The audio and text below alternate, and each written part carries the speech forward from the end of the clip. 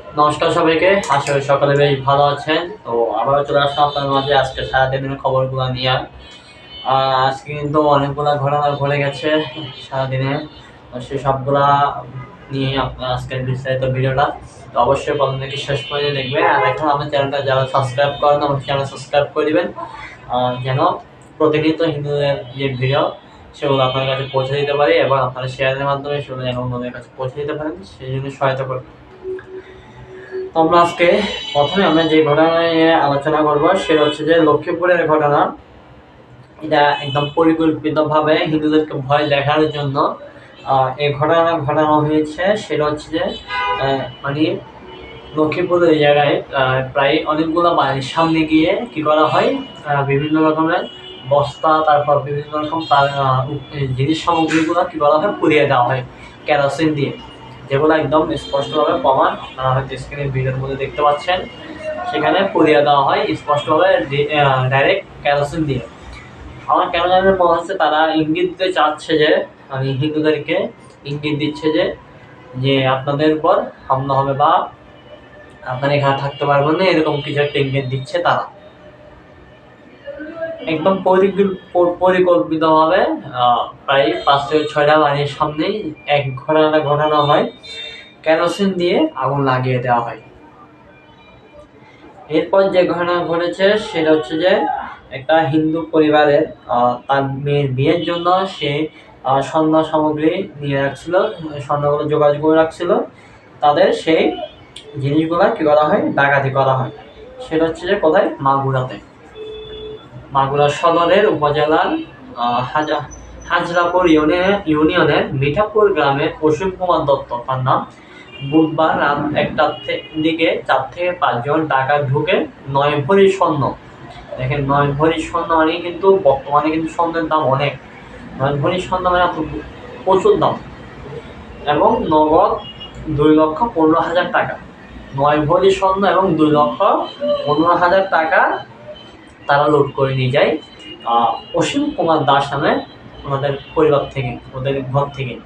এটা হচ্ছে কোথায়, মাগুরা জেলার সদর উপজেলার হাজরাপুর ইউনিয়নের মিঠাপুর গ্রাম। এটা হচ্ছে দেশের অবস্থা। এরপর যে ঘটনা ঘটতেছে একের পর এক, আপনারা তো জানেনই। এরপর গতকাল বোয়ালখালীতে, চট্টগ্রামের বোয়ালখালীতে উত্তর করলডাঙ্গা 1 নম্বর ওয়ার্ডে ঘটনা ঘটে। সেটা হচ্ছে যে কয়েকটা পরিবারের কয়েকটা ঘর মানে আগুনে পুড়ে যায়। যদিও এটা সম্পর্কে বিস্তারিত জানা যায় না যে কারা আগুনটা লাগিয়েছে বা কীভাবে লেগেছে, তবে যতটুকু জানা যায় এই মানে পাশে একটা ঘর থেকে লাগছে, কিন্তু বিস্তারিত জানতে পারা যায়নি। এনে এই আগুনে প্রায় 4টা বসত ঘর জ্বলে যায়, একদম পুড়ে ছাড়কার হয়ে যায়, সব কিছু নষ্ট শেষ হয়ে যায়। এবং দুইটি গোয়ালঘর সম্পূর্ণভাবে শেষ হয়ে যায়, ধ্বংস হয়ে যায় আগুনে, এবং 3টি গরু মারা যায়।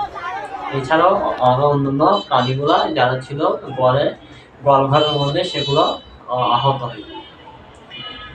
যদিও আমরা এটা সম্পর্কে বিস্তারিত জানতে পারি নাই, এটা কিভাবে ঘটেছে, এটা ঘটার মাধ্যমটা কীভাবে, তো সেই জন্য এটাকে আমি আর বিস্তারিত বলছি না। আর এছাড়াও কিন্তু প্রতিদিন তো চলতেছে, আপনারা জানেন বাংলাদেশি হিন্দুদের উপর কী পরিমাণে নির্যাতন চলতেছে, এটা বলার অপেক্ষা রাখে না। এরপর আজকে কিন্তু আমাদের চিন্ময় ব্রহ্মচারী মহারাজের যে মামলা ছিল সেটা শুনানি হয়েছিল। সেই শুনানিতে চিন্ময় দাসকে আদালতে না এনে ভার্চুয়ালি হাজির করা হয়েছিল। ভার্চুয়ালের মাধ্যমে চিন্ময়বাবুকে কোর্টে হাজির করা হয় এবং 19 জানুয়ারি অভিযোগ গঠনের শুনানি আদেশ দিচ্ছে আদালত। 19 তারিখ অভিযোগগুলো গঠনের শুনানি হবে 19 তারিখ, আগামী 19 তারিখ। সেজন্য আদালত থেকে সেটা জানানো হয়েছে। এরপরেই আন্দোলন করা হয় চিন্ময়বাবুর মুক্তির দাবির জন্য। যুক্তরাজ্যে হেলথ মিনিস্টারের এখানে আন্দোলন করা হয়, যাতে যে চিন্ময়বাবুর নামে যে মিথ্যা মামলাগুলো দেওয়া হয়েছে সেগুলো যেন করা হয়। সেগুলো আমরা তো জানি অবশ্যই মামলাগুলো সবগুলো মিথ্যা, যাদেরকে আসামি করা হয়েছে তারা আসলে এই জায়গায় ছিল না, অনেকেই ছিল না। মিথ্যা অনেকগুলো মামলা করা হয়। তো এগুলো নিয়ে মূলত সমস্যা যেগুলো চলতেছে আর কি। দেশের হিন্দুরা মোটেও ভালো নেই, একের পর এক নিপীড়ন নির্যাতন, যার কারণে বাংলাদেশের হিন্দুরা খুবই খুবই খুবই অবস্থা খারাপ। তো এই ছিল আজকের আমাদের যে বিষয়গুলা। এরপর আরেকটি ঘটনা ঘটে, যেটা হচ্ছে যে ঘটনা ঘটে সেটা হচ্ছে যে একটা হিন্দু পরিবারের মানে যে চলাচলের পথ, গ্রামের এখানে চলাচলের পথ, সেখানেই মানে পুকুর খনন করছিল। আর কারা করছে সেটা হচ্ছে একটা জামায়াতের একজন নেতা। তিনি বাড়ির সামনে একদম পুকুর খনন করে।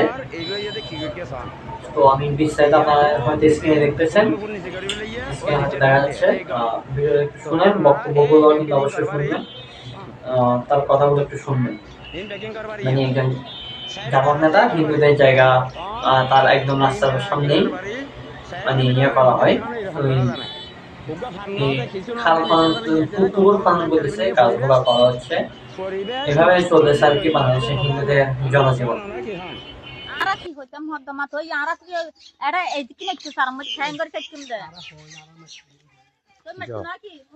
তো বানামারি তো ইনের কি কিছু না করো তো ইতার হলি তার আর গজ মারি বেলাই হ্যাঁ জান আর মামলা এবা হ্যাঁ রশিয়া ও জমাত গেছে রশিয়া আর হন্যের কি করে জমা এই তো বাপের নাম কি কবিরে হবিরিয়া রশিয়া এই জমাতের মাদারীপুর সদর উপজেলার চরম মুগরিয়া মার্চেন্ট উচ্চ বিদ্যালয়ের সহকারী গণিত শিক্ষক অনাদি বিশ্বাসকে হাতুড়ি দিয়ে পেটানো হয়। তো সেই ছবিটাও আমি স্ক্রিনে হয়তো আপনারা দেখতেছেন, শিক্ষকের ছবি। তাকে কিভাবে পরিমাণে মারা হয়, তার মাথা মেঝে ফেলে যায়। পরে সেখানে সদর মডেল থানার ভারপ্রাপ্ত কর্মকর্তা ওসি আবুল কালাম আজাদ বলেন, এই ঘটনায় লিখিতভাবে অভিযোগ করা হয়েছে, দায়ের করা হয়েছে। পুলিশ অপরাধীদের ধরতে কাজ করতেছে এবং আশা করছি দ্রুত তাদের গ্রেপ্তার করা হবে। এটা ওই মাদারীপুর মডেল থানার ওসি জানিয়েছেন।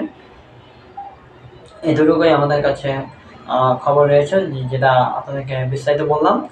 আর এছাড়াও প্রতিনিয়ত বাংলাদেশে হিন্দু নির্যাতন তো হচ্ছে, এটা বলার অপেক্ষায় রাখে না।